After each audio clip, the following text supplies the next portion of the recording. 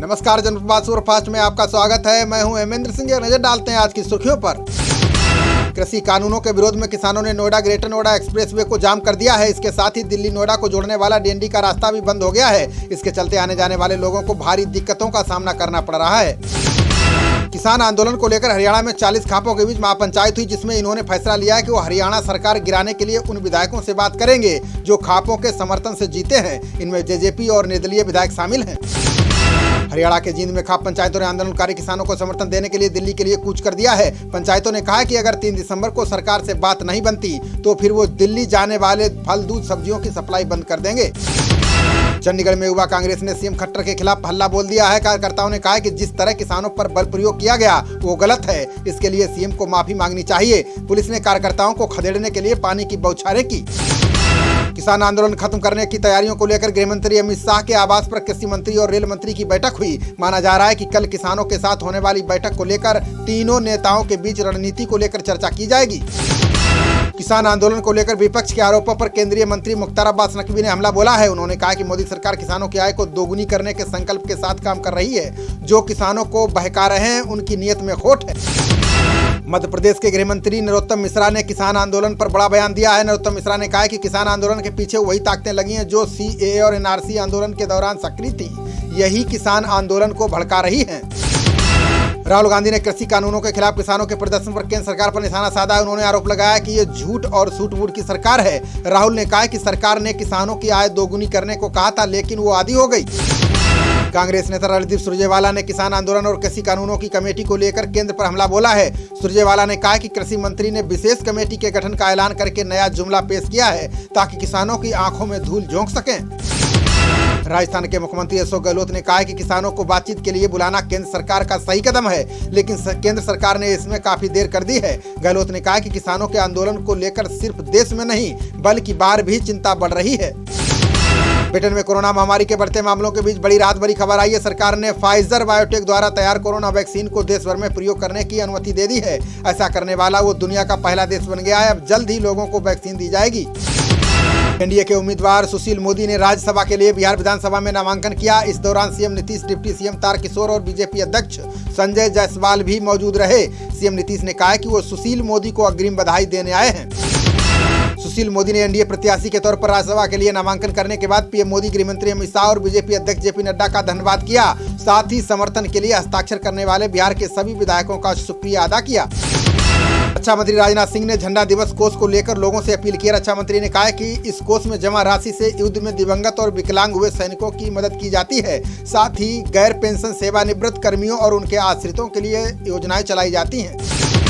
सोनिया गांधी ने श्रीनिवास को युवा कांग्रेस का राष्ट्रीय अध्यक्ष नियुक्त किया है। कांग्रेस के महासचिव केसी वेणुगोपाल ने बताया कि सोनिया ने श्रीनिवास को अध्यक्ष बनाया है। बता दें कि केशव चंद्र यादव के इस्तीफा देने के बाद से ही श्रीनिवास युवा कांग्रेस का काम देख रहे थे।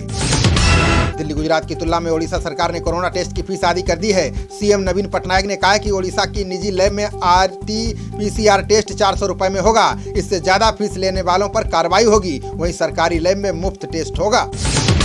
कोरोना महामारी के मामलों को लेकर गुजरात हाईकोर्ट सख्त हो गई है। कोर्ट ने आदेश दिया है कि मास्क नहीं पहनने वालों को कोरोना देखभाल केंद्रों पर अनिवार्य सामुदायिक सेवा करनी होगी। साथ ही राज्य सरकार को एक अधिसूचना जारी करने का निर्देश दिया। प्रियंका गांधी ने मिशन शक्ति को लेकर योगी सरकार पर हमला बोला। उन्होंने कहा कि यूपी सरकार की ओर से महिला सुरक्षा को लेकर चलाया गया अभियान विफल साबित हुआ है। उन्होंने कहा कि जब सरकार का उद्देश्य केवल ढोंग हो तो मिशन फेल ही हो जाएगा। दिल्ली की एक विशेष अदालत ने एयरसेल मैक्सिस मामले में ईडी और सीबीआई को 1 फरवरी तक जांच पूरी करने का आदेश दिया है। इस मामले में कांग्रेस नेता पी चिदम्बरम, उनके बेटे कार्ति चिदम्बरम और कई अन्य लोग आरोपी हैं।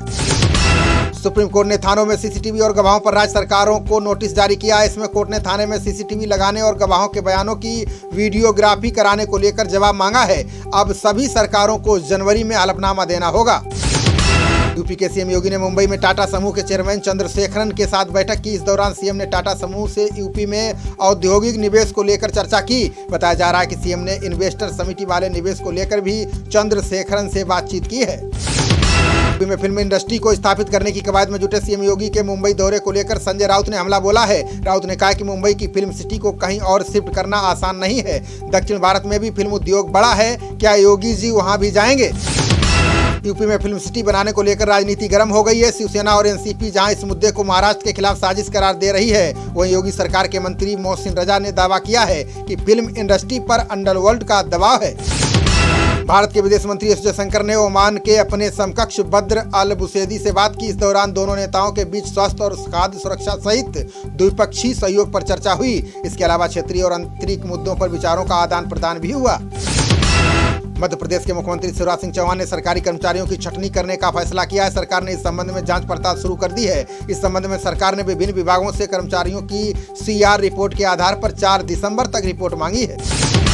हाथरस पीड़ित की मीडिया में फोटो छापने पर सवाल उठाने वाली याचिका पर विचार करने से सुप्रीम कोर्ट ने इनकार कर दिया है। शीर्ष अदालत ने कहा है कि हम कानून पर कानून नहीं बना सकते। कोर्ट ने याचिकाकर्ता को केंद्र के समक्ष एक प्रतिनिधित्व दायर करने को कहा है।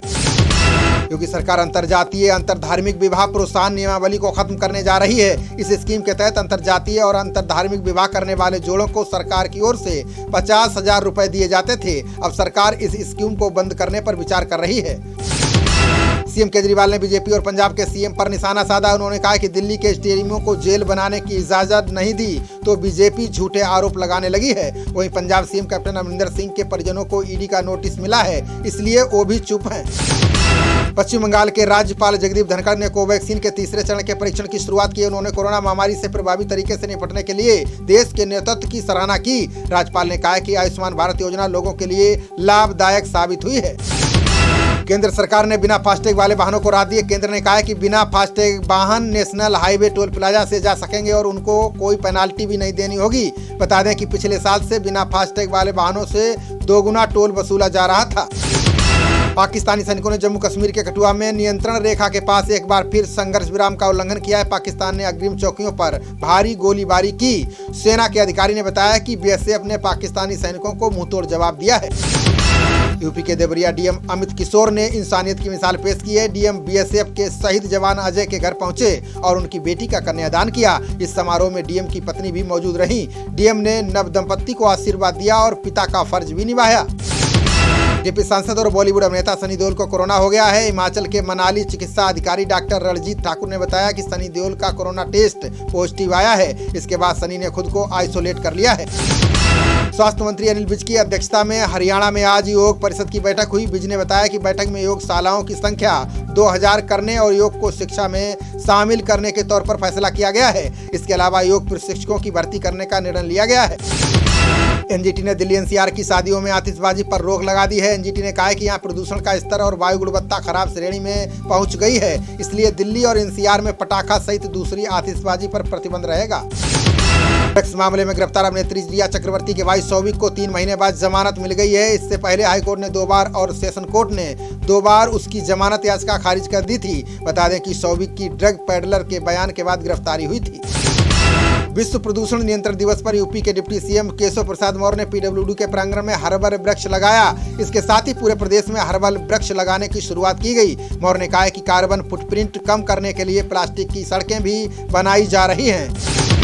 भारत पेट्रोलियम कॉर्पोरेशन को बेचने के लिए बोलियां लगना शुरू हो गया है। पेट्रोलियम मंत्री धर्मेंद्र प्रधान ने बताया कि कंपनी की हिस्सेदारी बेचने के लिए अब तक 3 बोलियां लगी हैं। अभी और बोलियों का इंतजार है। इसके बाद ही सरकार इसे बेचने पर फैसला लेगी।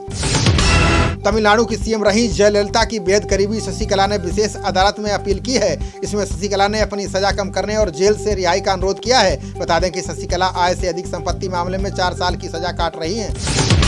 लखनऊ की तर्ज पर गाजियाबाद भी म्यूनिसिपल बांड जारी करेगा। GDA ने पैसा जुटाने के लिए इसकी तैयारी शुरू कर दी है। GDA को उम्मीद है कि जिस प्रकार लखनऊ नगर निगम ने बांड के जरिए अब तक 200 करोड़ जुटाए हैं, उसी प्रकार GDA भी बांड से पैसा जुटा लेगा। गाजियाबाद में आज भूकंप के झटके महसूस किए गए। राष्ट्रीय भूकंप विज्ञान केंद्र ने बताया कि रिएक्टर स्केल पर भूकंप की तीव्रता 2.7 मापी गई। इसका केंद्र जमीन की सतह से करीब 5 किलोमीटर की गहराई में था। अभी तक किसी जान माल के नुकसान की खबर नहीं है। लव जिहाद की चर्चाओं के बीच कर्नाटक हाईकोर्ट ने एक मामले की सुनवाई के दौरान टिप्पणी की है। हाईकोर्ट ने कहा कि बालिग युवक और युवती को अपनी मर्जी से जीवन साथी चुनने का मौलिक अधिकार है, इसमें कोई दखल नहीं दे सकता।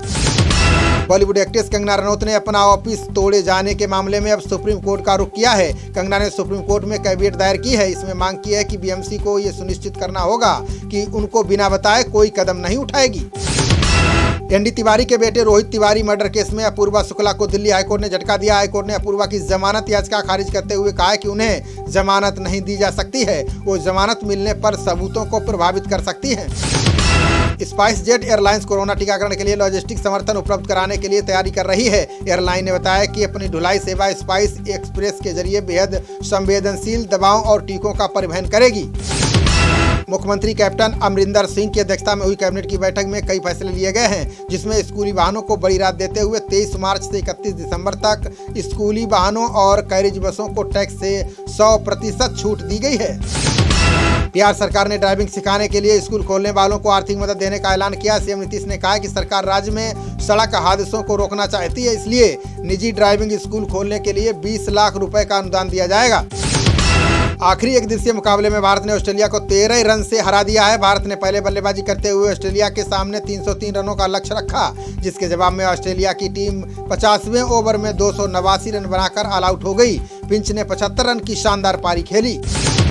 भारत की तरफ से कप्तान विराट कोहली ने 63, हार्दिक पांड्या ने 92 और जडेजा ने 66 रन बनाए। शार्दुल ठाकुर ने सबसे ज्यादा 3 खिलाड़ियों को आउट किया, जबकि बुमराह और नटराजन ने 2-2 विकेट झटके। शानदार खेल के लिए पांड्या को मैन ऑफ द मैच चुना गया। भारतीय कप्तान विराट कोहली एक दिवसीय क्रिकेट में सबसे तेजी से 12,000 रन पूरे करने वाले बल्लेबाज बन गए हैं। उन्होंने सचिन तेंदुलकर का रिकॉर्ड तोड़ दिया है। कोहली को इस आंकड़े तक पहुंचने के लिए 23 रन की जरूरत थी, जो उन्होंने सीन एबोट की गेंद पर पूरे किए। खबरों का सिलसिला जारी रहेगा, देखते रहिए जनप्रवाद। नमस्कार।